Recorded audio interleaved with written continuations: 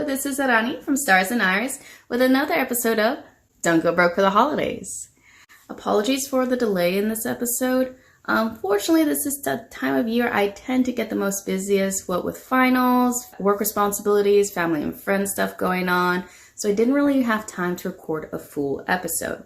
However, we're getting really close to the main event of the holiday season. So I decided to split what was going to be my final episode into two so that I can give you all some more holiday gift ideas while hopefully allowing me more time to record the last of my crafts so I can release it before Christmas. In any case, this episode is going to be part of the Wearable edition.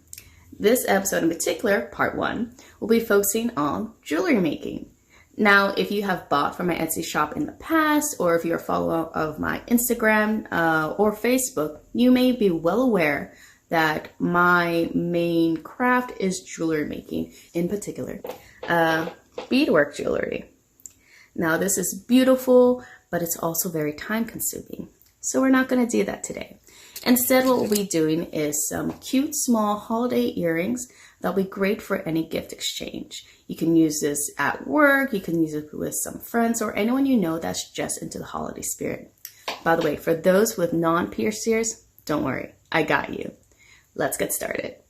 Okay, so here are all the materials you're going to need for this project. Now, depending on the type of earrings you're going to need different hardware, glue, and pliers. However, all of them kind of start with the basis of using some sort of small decoration, like these mini ornaments I got from Walmart, these little tree trimmer ornaments that I got from Joann's, and these holiday buttons that I also got from Joann's. Now, depending on what you're going to do, if you're going to do something with the small mini ornaments, you're going to need some ear hooks. If you're going to do the button earring project, you're going to need some flat post earring studs. And you're also going to need some sort of backing. You could get the rubber ones, but I decided to get these, which are just metal earring backs. And you're also going to need, for that particular project, you're going to need E6000 for sure. And then for the tree trimmer ones, since these are going to be going for our ear cuffs, you're going to need some ear cuffs. I got these at Joann's. They weren't that terribly expensive, but I also used a coupon, so that's probably why I feel like they weren't that expensive. And you're going to need some jump rings. I have some silver ones. I've collected quite a few, and it's a bit of a mess, which is why they're in the bag. You're also going to need some sort of chain. Again, I already had this, so this isn't expensive for me. If you're looking to do this particular project, be sure to look for sales. Lastly, we're going to need, each project it requires a different one, but you are going to need jewelry pliers. For the ear cuffs and for the ear wires, you're going to need some sort of small jewelry plier to kind of manipulate the wire. And for the buttons, you're going to need something to cut the actual button loop on the back. Okay, now that we know what we need, let's get started. Okay, so for our first set of earrings, you're going to choose the mini ornaments you want to make into earrings first. Be sure to pay attention to what material they're made of. You don't want anything breakable going on because that's just going to be a terrible gift. Okay, so I got these that I'm going to use. Next, what we're going to do is we're going to take our ear wires and our jump ring. And what we're going to do is we're going to open this loop. So let me see if I can do that. Oh, wrong way.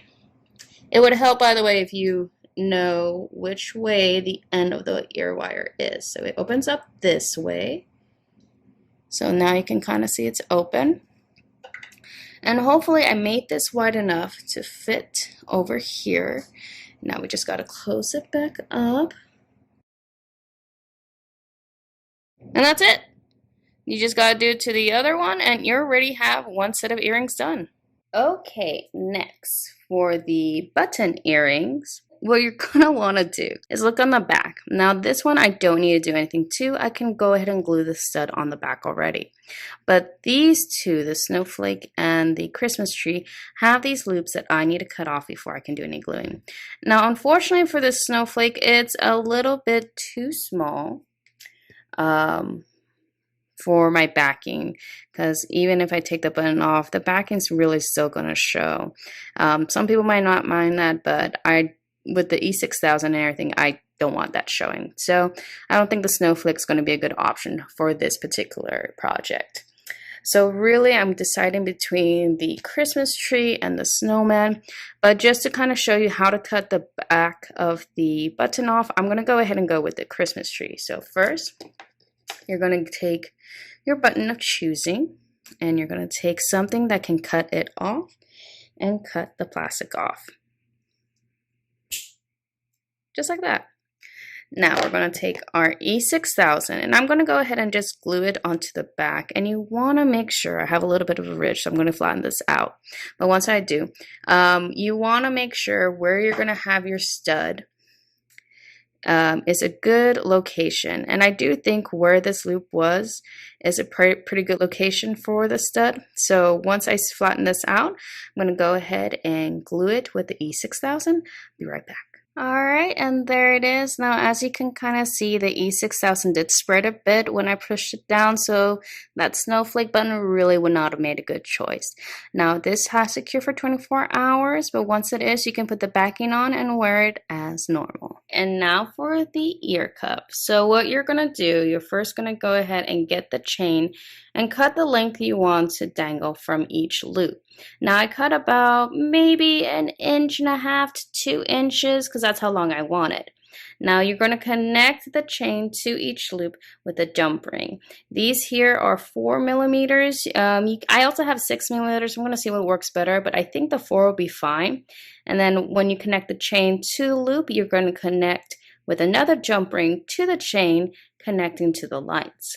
So let's go ahead and do that. Some quick tips for this project. When cutting your chain, be sure to measure properly before you make your cut. You can always remeasure, but you can only cut once. Also, another tip, when you're opening up the jump rings, I would recommend using 2 pliers to save your hands and fingers. Another tip, when you're loading up the chain and ear cuff on your jump ring, go ahead and use a plier to help you stabilize it. It makes it a lot easier. And of course, using the second plier, close it all up. And just make sure the ends are flush to each other so nothing slips out, either the chain or the ear cuff itself. Simple techniques, but these tools do make a difference. So that's how one looks. Now we're going to do the same for the other 4. Okay, and there it is, a holiday earring for anyone who doesn't have piercings. These earrings came out great. And they're pretty simple to make. The most expensive pair probably is going to be the ear cuff, just because it requires more parts and more tools to make. But if you know anyone that doesn't have pierced ears but they love ear jewelry, believe me when I say that they're going to appreciate the effort you made just to make something for them. Of course, if that's not in your budget, we can always think of other ideas. Now, for the ornament earrings, this was kind of getting really close in regards to fitting into the loop of the earring hook. If you come across a situation that's not fitting in, I would recommend using a jump ring to attach the two of them. Probably a 6 millimeter or an 8 millimeter, depending on what your ornament looks like and how it fits. Another note, for the holiday button earrings, you're not limited just to holiday buttons. You can also get any other kind of design button that you think your recipient will like. I know I've seen flowers, I've seen animals. The possibilities are endless. I even made these studs from some flat resin gems. So you can do a lot with these. Okay, that's it for me. I gotta do some more recording so I can get the next episode out before Christmas. But I hope you enjoyed this episode. Please let me know which ear jewelry you like the most, and I will see you in the next one. Bye!